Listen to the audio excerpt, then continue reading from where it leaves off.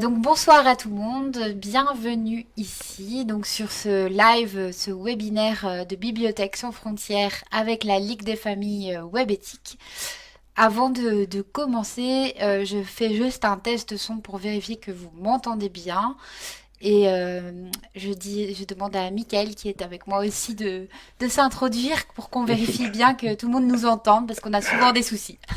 Voilà, bonjour à tous. C'est souvent chez moi de chez moi que viennent les problèmes de son. Donc, si vous pouviez mettre en commentaire que vous nous entendez bien, ce serait bien. Comme ça, on va pouvoir échanger pendant la séance. Ouais, on va attendre vos commentaires pour voir si N'hésitez tout se pas. Des passe petits bien. pouces bleus ou les petits pouces bleus juste pour nous signaler que ça vous semble OK. Ouais, c'est ça, on attend votre feu vert parce que sinon on se répète. Donc, ouais, on surveille tout. Ok, donc moi j'ai déjà quelqu'un qui me dit que c'est ok le son, nickel, je vois un Magnifique. commentaire. Ah, Merci, Jessie. merci Jessie, effectivement. Donc, bienvenue à tout le monde.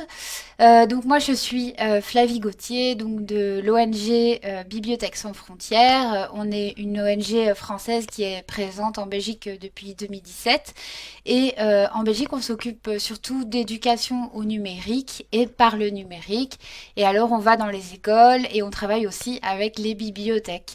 Et donc le projet sur lequel on travaille essentiellement, enfin sur lequel moi je travaille essentiellement c'est les cyberhéros avec lequel on intervient sur des sujets de sécurité en ligne et de citoyenneté numérique auprès des 8-13 ans.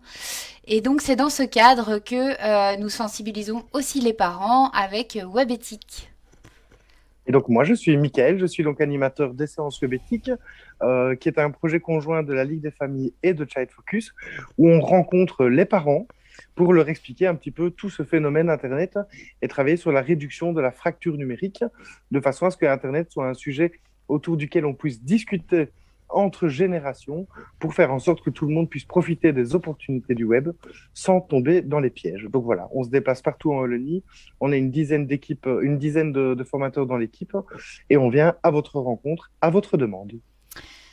Voilà pour un petit peu les présentations et le contexte. Donc évidemment, n'hésitez pas à écrire tout ce que vous voulez en commentaire par rapport à toutes les questions que vous avez en commentaire. Nous, on préfère l'interaction, donc on attend vos questions impatiemment, je dirais. Et alors, je voulais donc redire la thématique de ce soir. Nous allons parler des recherches sur Internet, les recherches de contenu, à la fois sur un aspect technique, donc faire des recherches, l'aspect technique et pratique avec son enfant sur Internet, mais aussi l'aspect critique, parce que c'est aussi important de garder son esprit critique. Et donc, n'hésitez pas à poser déjà toutes vos questions. On regarde tous les deux les commentaires en même temps. Je vois déjà que vous avez tous bien réagi par rapport au son. Et donc, on regarde en même temps les commentaires. Donc, n'hésitez pas à nous interpeller. Alors, pour commencer, donc on va vraiment commencer par la recherche de contenu, plutôt l'aspect technique de la recherche. Et donc il y a plusieurs choses à savoir d'abord pour bien faire des recherches sur Internet. C'est d'abord penser au moteur de recherche qu'on utilise. Donc tu voulais ajouter quelque chose sur ça, Mickaël. Enfin, tu voulais parler de ce sujet d'ailleurs. C'est ça, mais je voulais dire que souvent, un peu par défaut sur nos machines, on utilise un petit peu les mêmes moteurs de recherche, hein, essentiellement d'ailleurs Google, qui centralise énormément d'activités de recherche sur Internet. Et c'est un outil qui globalement est très performant, hein, donc c'est pas un problème en soi. Mais au niveau des enfants, ben, certes, on peut paramétrer, hein, Google, il y a la possibilité de paramétrer certaines choses pour filtrer des contenus et ce genre de choses, mais il existe aussi des moteurs de recherche et des applications qui sont vraiment destinés aux enfants et aux jeunes et qui permettent, je ne vais pas dire d'avoir l'esprit tranquille, mais en tout cas d'avoir toute une série de risques qui sont un petit peu limités. Je pense à la publicité. Dans ceux qu'on peut vous citer, il y a Quan Junior qui est plutôt pas mal parce qu'il utilise un petit peu les mêmes codes que Google, donc les enfants s'y retrouvent. C'est un petit peu, c'est pas comme si on était sur une application enfantine, on est sur quelque chose de bien fait. Et donc, à l'inverse de ce qu'on peut faire avec des filtres, vous voyez, quand on place des filtres pour limiter l'accès à certaines choses, ben, ces moteurs de recherche fonctionnent plutôt avec des listes blanches. Donc, c'est du contenu qui a été validé pour enfants plutôt que du contenu qui potentiellement n'est pas adapté aux enfants. C'est le principe de la liste noire contre la liste blanche. Et donc, c'est quelque chose qui peut être très évolutif.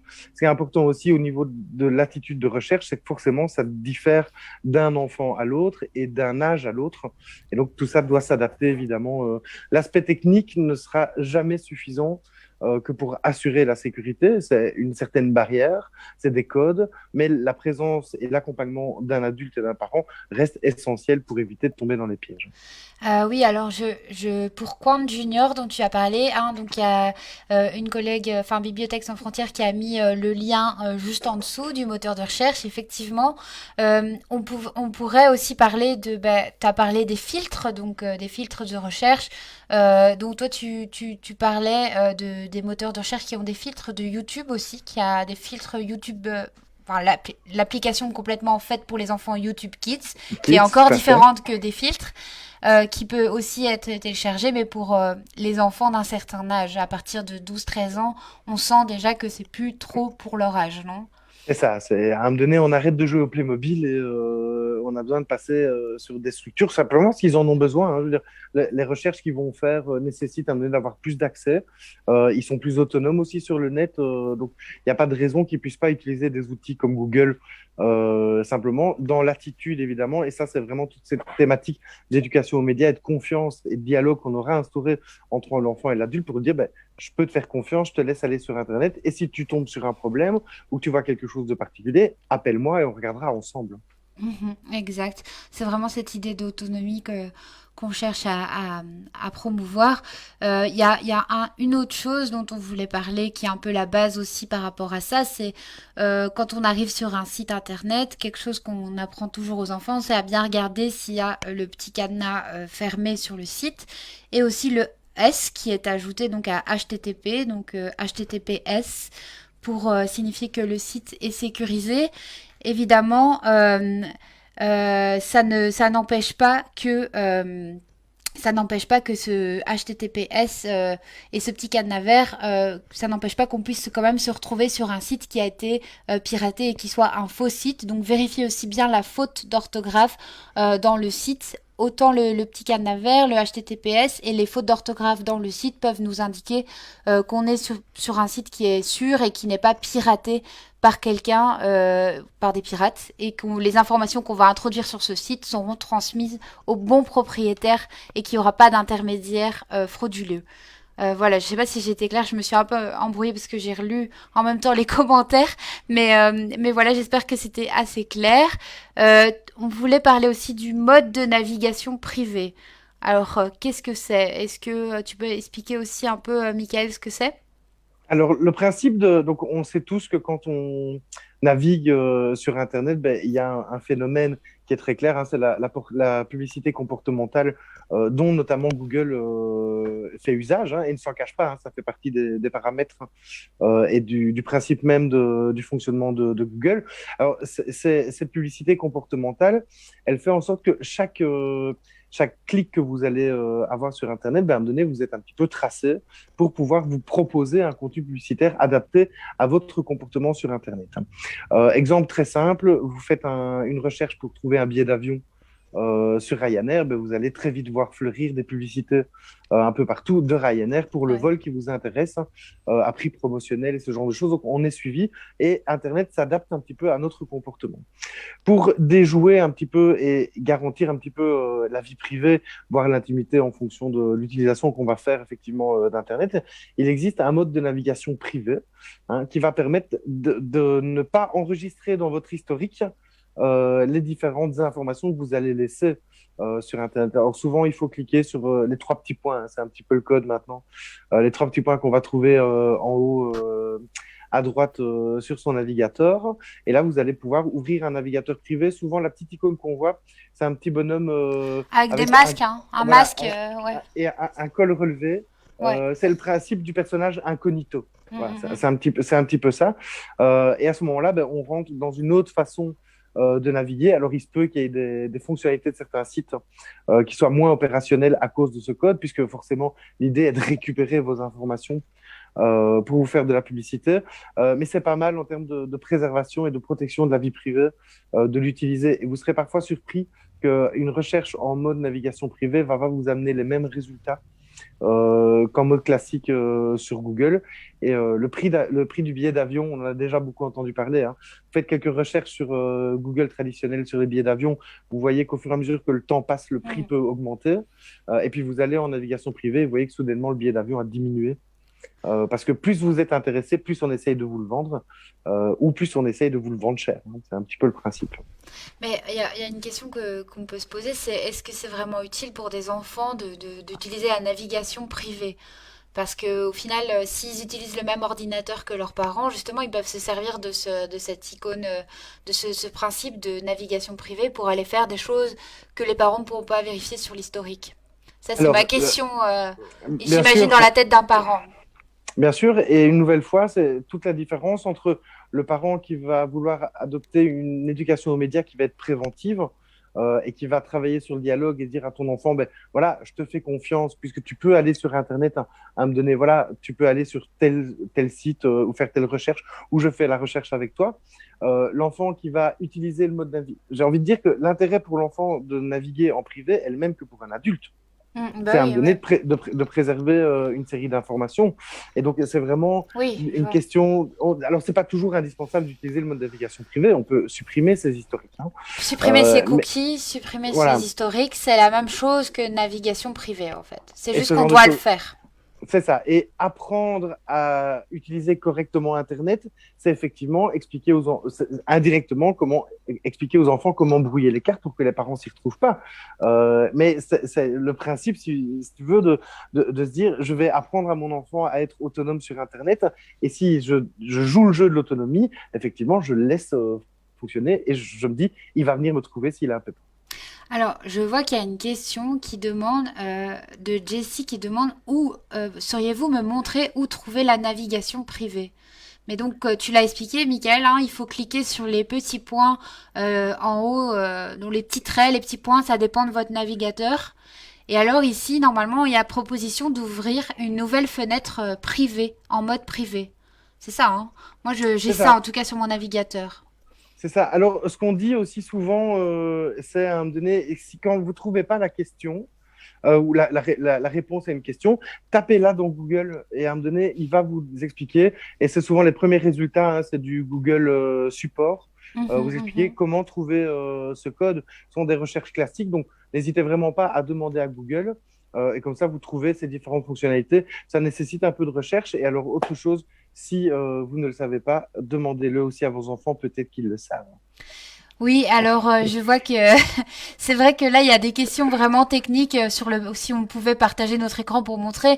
En fait, comme on le disait, on est plutôt là pour vous donner des outils, mais on n'a pas non plus beaucoup de temps, donc on va pas perdre trop de temps pour sur les choses techniques. Mais c'est vrai que si vous regardez vous tapez sur Google comment trouver la navigation privée sur tel ou tel navigateur, ça vous donnera la solution particulière.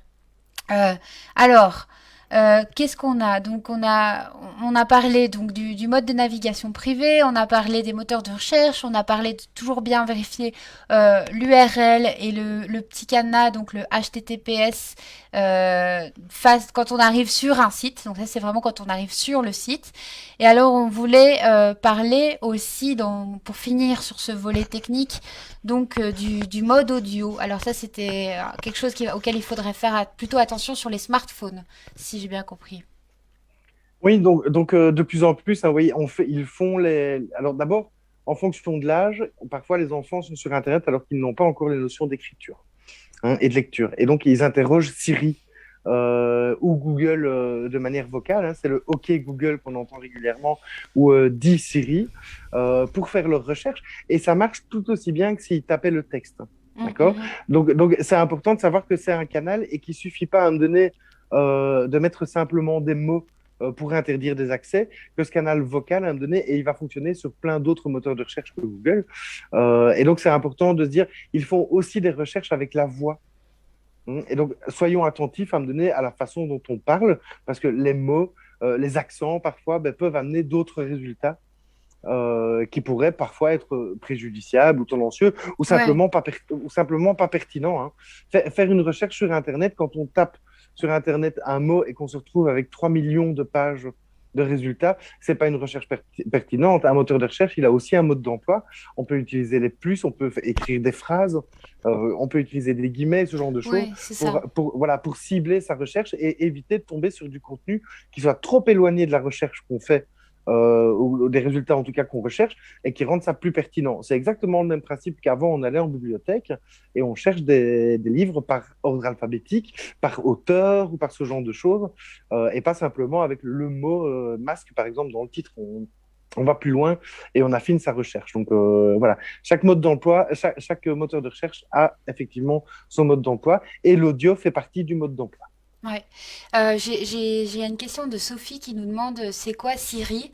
Donc je vais juste répondre. En fait, Siri c'est un assistant vocal un assistant vocal donc c'est comme avec Google qui peut pardon c'est un robot une sorte de robot qui nous répond directement et on n'a pas besoin de taper sur notre clavier d'ordinateur ce qu'on cherche. Donc on dit à Siri d'aller nous chercher telle ou telle chose sur notre téléphone comme le fait Google aussi avec les Android, et etc. Donc voilà, vous pouvez C'est faire avec ça.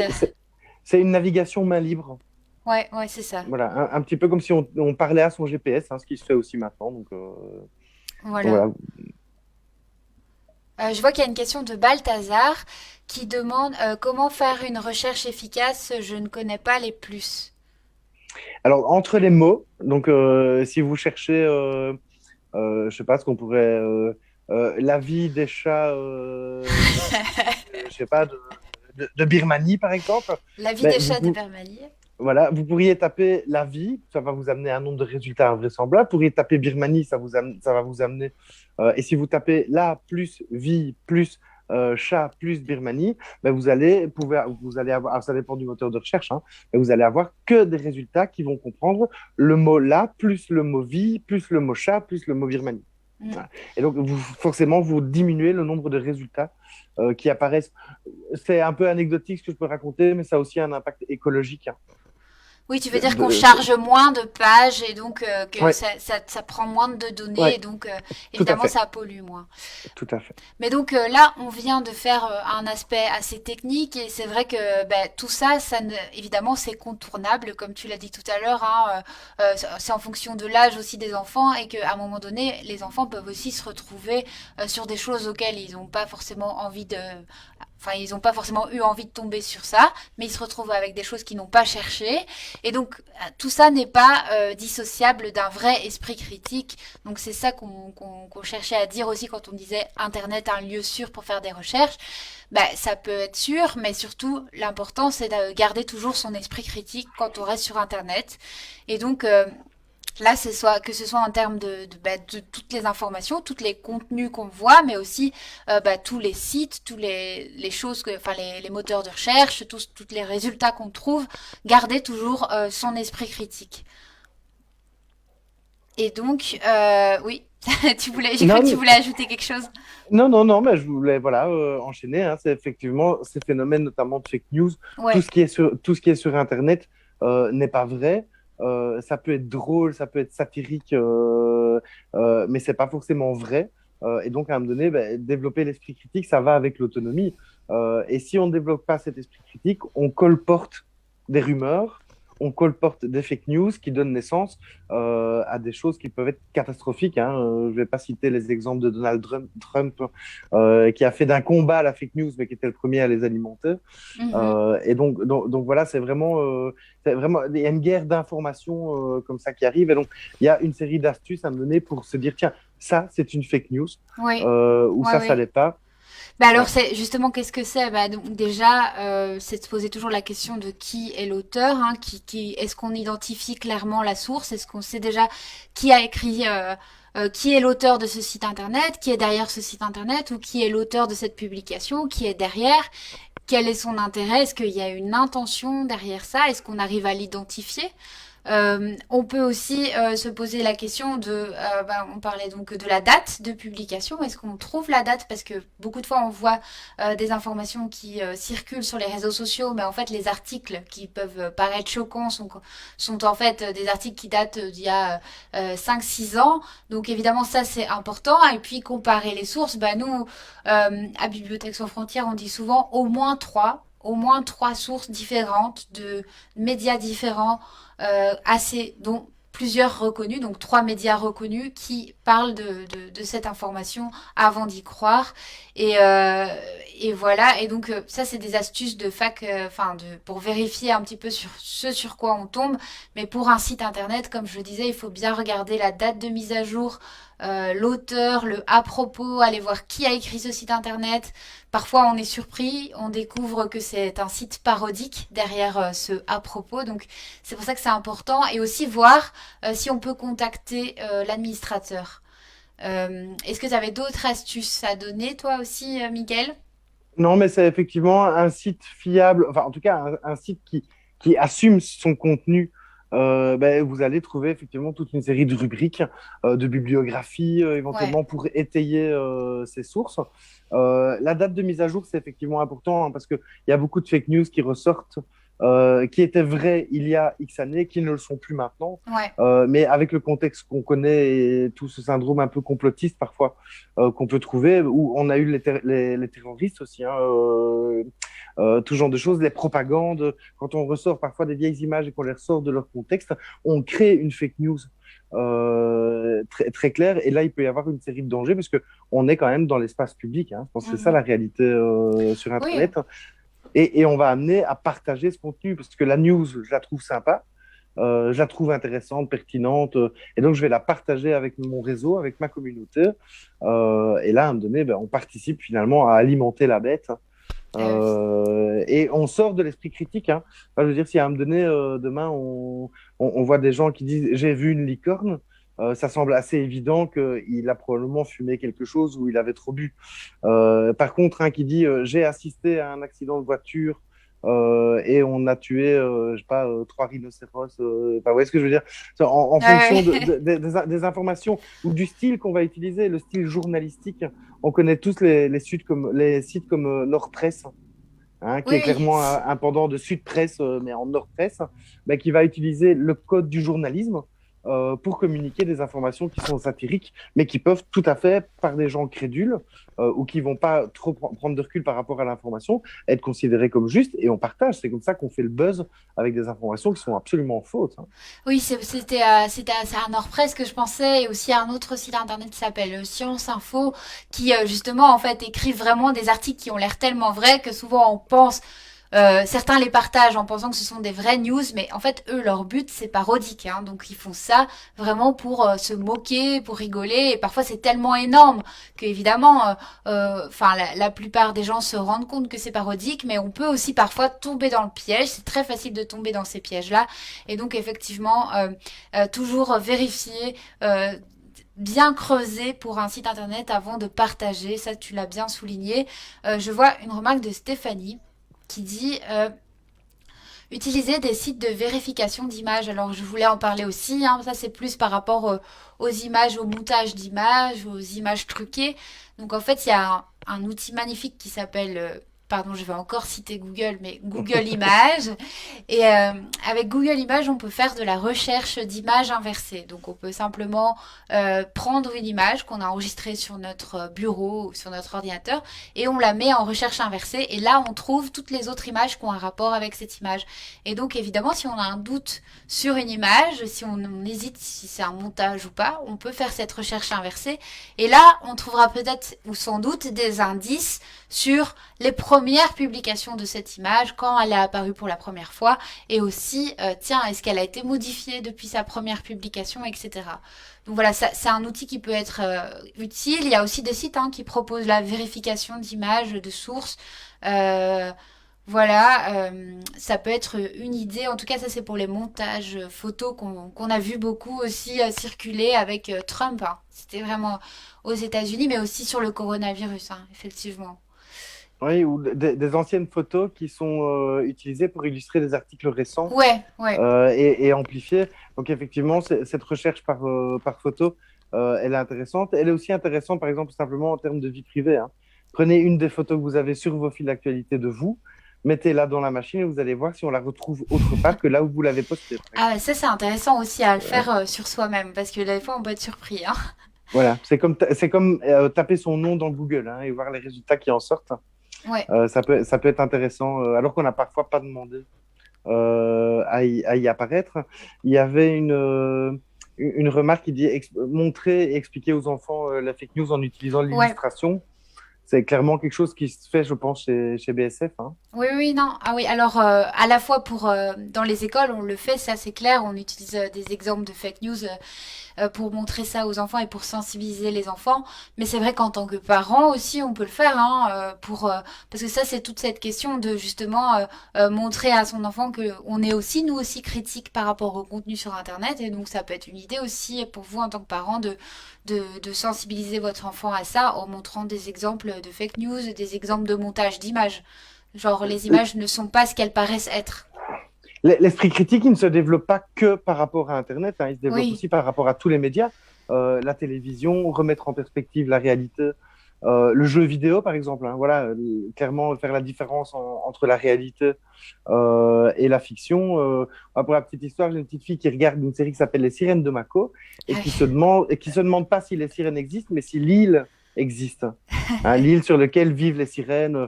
Ben, on peut utiliser à ce moment-là Internet pour aller vérifier et elle se rend compte que ben, c'est un site de tournage, c'est un studio, c'est de la reconstitution et ce genre de choses. Et donc, tout ce que je vois à la télé ou sur Internet n'est pas forcément vrai. Ou l'est, hein. On peut valider aussi une série d'informations. C'est ça, avoir l'esprit critique, c'est remettre en question ce que je vois et pas, ne pas le considérer comme argent comptant, comme ça du premier coup. Alors il y a Marie-Aude Paulet, je ne sais pas si tu l'as vu, Mickaël, qui demande si vous faites aussi des séances d'information dans les écoles. Alors, avec WebEthic, alors, on va à la demande des associations de parents rencontrer les parents ou à la demande des écoles rencontrer les parents. Par contre, avec WebEthic, on ne va jamais intervenir directement auprès des enfants. Ça, c'est le travail De, de Bibliothèques sans ouais, de frontières. nous. Ouais, nous on le Voilà, fait, voilà. ouais. Et nous, on va intervenir effectivement dans une intervention qui va être globale. Donc, il y a une intervention qui se fait auprès des enseignants, une intervention auprès des enfants, une intervention auprès des parents, parce qu'on estime que tous les publics doivent être informés pour que ce soit cohérent au niveau de la politique de prévention. Mais ça, on le réexpliquera à la fin. Mais évidemment, si vous êtes intéressé, n'hésitez pas. Mais donc, on collabore ensemble pour vraiment que tous les publics soient sensibilisés, comme l'a dit Michael. Donc maintenant, on a vu donc ce fameux esprit critique, effectivement, et tu en as parlé tout à l'heure, c'est que à partir du moment où on cherche du contenu, donc même si on garde notre esprit critique, on est susceptible de le partager. Et donc là, le principal conseil qu'on donne souvent, c'est donc de bien réfléchir avant de partager. Non seulement parce qu'on pourrait partager des choses qui sont fausses et qu'on n'a pas bien vérifié avant de le partager, mais aussi pour d'autres choses. Enfin pour la propagation des rumeurs et donc pour ne pas non plus diffuser des fausses informations, mais aussi pour d'autres choses. C'est bien réfléchir avant de partager, c'est un conseil de base, en tout cas pour nous en général. Oui, et il y a plein de notions qui entrent derrière le fait de partager un contenu que je n'ai pas créé. Donc, il y a deux phases. Le contenu qui ne m'appartient pas et que je vais partager. D'abord, effectivement, est-il vrai, est-il faux? Est-il pertinent? Est-ce que j'ai le droit de le partager? C'est pas parce qu'il est sur Internet, hein, que j'ai le droit de le diffuser comme ça de n'importe quelle manière. C'est ce qu'on appelle la propriété intellectuelle, le droit à l'image, les droits d'auteur. Ah oui. J'ai pas le droit de télécharger un document sur Internet, de mettre mon nom dessus et de le rendre pour un devoir scolaire, comme si c'est moi qui l'avais fait. C'est du plagiat. Et ça, ce sont des notions qui me semblent fondamentales dans le cadre du traitement de l'information et de la déontologie de l'information. Et c'est quelque chose autour desquels je pense que les enseignants sont de plus en plus vigilants. On a des outils, hein, pour déterminer le plagiat, c'est pas très compliqué. On est équipé. Mais ce qui est intéressant, c'est la démarche de dire, tiens, est-ce que ce contenu-là, est-ce que j'ai le droit de le diffuser? Et si j'ai le droit, est-ce que c'est intéressant? Est-ce que je ne dois quand même pas citer ma La source, source, ouais. et voilà, et ce genre de choses par déontologie, parce qu'à partir du moment où je vais moi-même créer du contenu, potentiellement, mon contenu peut être partagé. Ouais, c'est Et ça. est-ce que je suis d'accord que mon contenu soit partagé? Là, on peut citer des enfants qui utilisent TikTok, qui utilisent YouTube pour créer des vidéos. Et à me donner ces vidéos, est-ce qu'elles peuvent être diffusées? Est-ce qu'elles doivent être diffusées? Est-ce que je suis d'accord qu'elles soient diffusées? Et ce genre de choses. Donc voilà, on s'interroge aussi sur le droit à l'image des autres, mais sur son droit à l'image aussi. Oui, c'est ça, c'est qu'en fait, souvent, enfin bien souvent, nous, ce qu'on se rend compte aussi, c'est que les enfants se rendent pas forcément compte que sur TikTok ou sur Instagram, à partir du moment où ça a été publié en public, en tout cas, pas en privé, c'est susceptible d'être partagé par d'autres personnes, enfin un autre camarade qui peut ensuite le reprendre et le mettre sur un groupe WhatsApp ou ce genre de choses. Et donc, bien réfléchir avant de partager, c'est la règle de base, même si tu le partages toi-même, ton propre contenu en public et dis-toi qu'il peut être repris ensuite par d'autres et à des fins pas forcément bienveillantes, on va dire, si on peut dire ça. Et donc effectivement, il faut bien réfléchir à ça. Alors je vois qu'il y a d'autres réactions. Leur apprendre que le copier-coller est interdit, qu'il faut citer la source, que c'est un principe d'honnêteté. Bah effectivement, oui, on dit souvent aussi, par exemple, toi t'irais jamais, imagine, c'est comme si tu allais dans la bibliothèque, tu prenais un livre et que tu commençais à arracher les pages et puis que tu ensuite les collais tout ensemble et voilà, tu rentres ton travail ensuite à l'école comme ça. Et donc faire du copier-coller, bah c'est un peu ça en fait, c'est aller déchirer les pages de plusieurs livres en même temps et puis ensuite de les assembler ensemble et voilà, je rends mon travail. Donc enfin voilà, c'est de les mettre face aussi aux choses qui sont interdites, comme tu as dit, Michael, et la propriété intellectuelle, c'est quand même important. Et moi, je voudrais ajouter aussi que les adultes sont vraiment, les exemples aussi, sont vraiment des exemples par rapport à ça, et donc il faut bien se remettre en cause aussi parfois en tant qu'adulte sur ce qu'on fait et et essayer de savoir que ce qu'on fait peut être pris en exemple par les enfants. Donc c'est important de soi-même ben, se remettre en question et aussi de discuter avec nos enfants ce qu'ils ont vu sur Internet pour leur permettre ensuite à eux de faire le tri aussi sur Internet, quoi. Oui, tout à fait. Quand on prend simplement le droit à l'image, on aime beaucoup partager les photos de notre vie, nos souvenirs de Mm. vacances et genre de choses sur les réseaux. Donc sur notre réseau, je veux dire, c'est que nos amis, et ça peut même être très bien protégé. Mais le réflexe de dire, je poste une photo, une vidéo de moi avec mes enfants en vacances, sans avoir ce réflexe de demander aux enfants, est-ce que tu es d'accord que je poste cette photo? Ouais. Mais c'est déjà montré que le droit à l'image est relatif. Or, ça peut être simplement un réflexe. Est-ce que tu es d'accord? Ou est-ce qu'on peut choisir les photos parmi les photos qu'on a fait, laquelle est-ce qu'on peut mettre? C'est pour montrer aux amis, etc. Et c'est juste à me donner, ancrer cette notion de droit à l'image, de dire, mais oui, j'ai le droit de dire non, même si je suis un enfant. Bah oui. D'autant plus si j'ai un enfant, j'ai envie de dire, j'ai le droit qu'on protège mon image et j'ai le droit de dire non. Et donc, oui, papa, enfin non, papa ou maman, je ne souhaite pas que tu mettes cette photo-là. Voilà. Alors ça suscite quand même beaucoup de débats, hein, parce il y a vraiment, enfin voilà, il y a quand même des parents qui considèrent que bah, c'est quand même leur droit vu ils ont enfin que l'enfant est pas majeur, quoi, tu vois. Bien sûr, et une nouvelle fois, on n'a jamais un discours qui est jugeant. On n'est pas moralisateur. Chaque famille a ses Ouais, ouais. propres règles et ses modes de fonctionnement, et je pense qu'on doit simplement le respecter. Mais c'est clair que si on veut inculquer ces valeurs de respect, on parlait d'honnêteté là, dans le chat tout à l'heure, ben, ça commence effectivement par montrer l'exemple. Et de se dire, bah, tiens, voilà, simple. Après, l'enfant, il fait ce qu'il veut. Hein. Quand il sera plus grand, ado, il Oui. fera aussi ses choix. Mais au moins dire, en tout cas, ce choix est quelque chose qui existe. Et pas considérer qu'on est simplement victime d'Internet parce qu'on met des choses comme ça. Si je suis pas d'accord, j'ai le droit de le dire. Et il existe des procédures pour signaler du contenu avec lequel je ne serais pas d'accord. Oui, hein, ça c'est aussi quelque chose sur lequel on était déjà resté quelque temps dans un autre webinaire, mais effectivement, hein, signaler les contenus avec lesquels on n'est pas d'accord et signaler les contenus qui sont pas bienveillants, pas respectueux, bah, ça c'est vraiment quelque chose qu'on apprend aussi beaucoup aux enfants et qui est important aussi en tant que parent d'éduquer, enfin d'en parler avec son enfant en tout cas par rapport à ça. Je vois qu'il y C'est a, ouais, vas-y, Non, mais je voulais rebondir aussi. Donc, je vois effectivement la phrase ce qui est publié sur ouais, Internet voilà. reste sur Internet. Alors, ça fait partie des rengaines qu'on a chez Webéthique. Une fois sur Internet, toujours sur Internet. Internet est un espace public. On se comporte sur Internet comme on se comporterait en rue. Ne publie pas sur Internet ce que tu ne montrerais pas à ta grand-mère.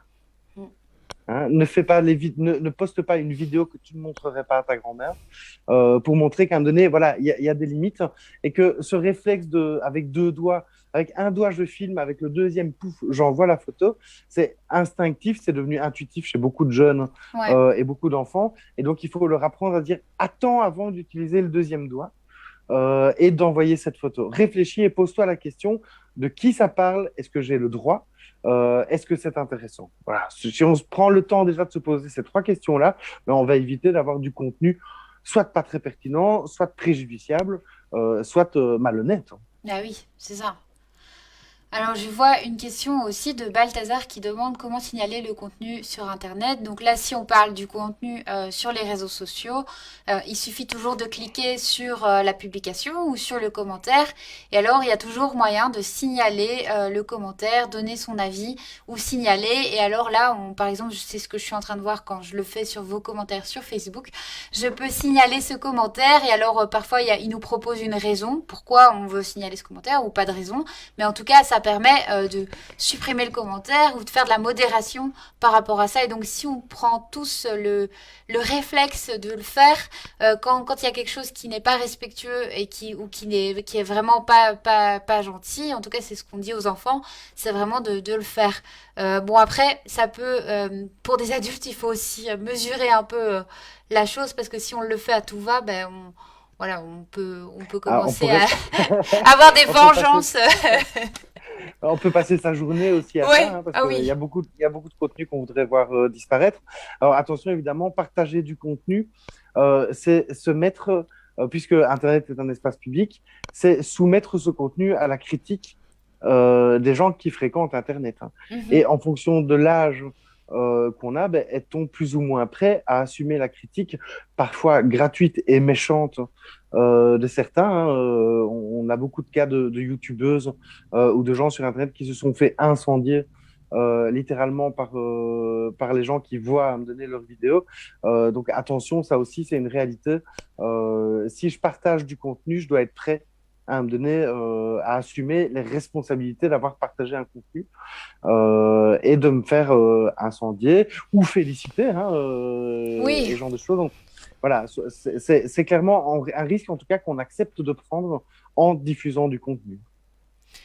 oui, c'est ça, c'est que on rêverait tous dans un monde idéal que Internet soit plus respectueux et plus bienveillant. Malheureusement, ce n'est bien souvent pas le cas.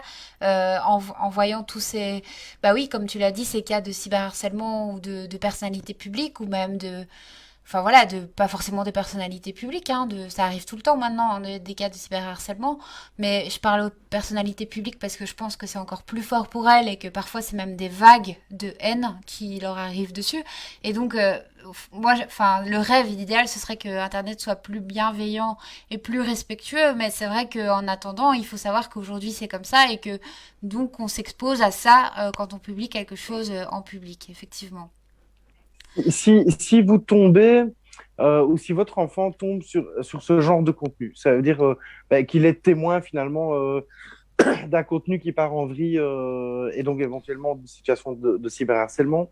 Si on tombe sur un contenu compromettant, et là je vais parler du matériel pédopornographique, hein, donc c'est pas du matériel sur lequel on tombe volontairement, ça va me donner une recherche parfois maladroite qui nous amène sur un contenu qu'on n'a pas demandé. Il faut pas oublier que le 116 3x0, qui est la ligne d'aide de Child Focus, elle a à me donner vraiment pour vous aider, pour vous aiguiller, pour vous donner des protocoles et vous expliquer comment faire par rapport à ça. Donc, si vous rencontrez un souci avec un mineur sur Internet, le 116 3x0, c'est vraiment un numéro que vous pouvez tout à fait appeler. Il y a plein d'autres ressources, mais celle-ci en est une. Et donc, il faut vraiment pas hésiter à l'utiliser. Oui, voilà, justement, j'allais en parler aussi, Mickaël. Donc, c'est effectivement, il y a ce numéro d'urgence qu'on cite à chaque fois. Donc, tu l'as dit, de Child Focus.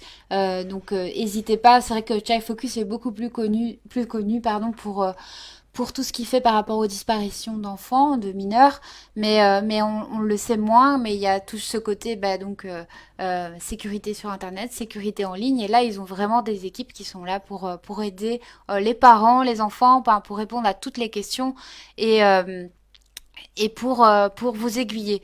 Alors, je vais, avant de clôturer, parce qu'on pourrait rester pendant des heures sur ce sujet-là, effectivement. Merci pour... en tout cas, n'hésitez pas à reposer vos dernières questions, vos commentaires. On les suit toujours. Je vais quand même passer un peu plus de... Enfin, je redétailler ce qu'on fait dans les écoles, parce que je vois qu'il y a quand même des questions par rapport à ça. Et donc, comment on fait pour intervenir dans une école? Donc, c'est le projet des cyber-héros, ça s'appelle. Et donc, en fait, la plupart du temps, c'est les écoles qui nous contactent. Donc, on va vous mettre un lien pour vous inscrire, sur lequel vous pouvez vous inscrire. Et alors, après, on vous rappelle. Et alors, on propose à la fois, comme on l'a dit tout à l'heure, d'intervenir à la fois avec les enfants, avec les enseignants, donc former les enseignants, et aussi avec les parents grâce à WebEthic et à Michael et à d'autres animateurs de WebEthic qui viennent aussi comme ça on fait vraiment c'est vraiment un accompagnement pour l'école et donc là je précise aussi qu'on parle vraiment des écoles de primaire principalement parfois on intervient avec des premières secondaires, mais c'est vrai que c'est souvent pour le primaire, enfin le programme est beaucoup plus adapté pour le primaire au niveau des âges, d'activités, etc. Donc il y a aussi des activités pédagogiques à mettre en place, enfin voilà, il y a beaucoup de choses. On a des ressources gratuites sur tout ça, vous pouvez les retrouver sur notre site. On va aussi vous demander si c'est possible de bien vouloir répondre à un petit questionnaire qu'on va vous mettre en commentaire pour nous dire ce que vous avez pensé de cette session qu'on fait en ligne. On le fait tous les mois, on choisit un sujet à chaque fois. Donc merci à tous pour vos commentaires. Je vois déjà qu'il y a des compliments, donc merci, c'est très gentil. Euh, et donc le prochain webinaire, Mickaël, c'est sur La e-réputation. voilà, l'e-réputation, donc on en a un peu parlé quand même aujourd'hui, hein, en parlant de voilà des contenus qui restent à vie sur Internet, hein, donc l'identité en ligne, mais on en parlera plus précisément dans le prochain webinaire qui se déroule le 22 avril à 20 heures. Et pour être au courant, il suffit de nous suivre bah, soit la Ligue des familles sur Facebook, soit Bibliothèques sans frontières Belgique sur Facebook. Alors, je regarde vos dernières questions. Je Euh, voudrais juste dire, donc, concernant WebEthic, donc, effectivement, BSF va travailler sur des enfants jusque 12 ou 13 ans, hein, je pense.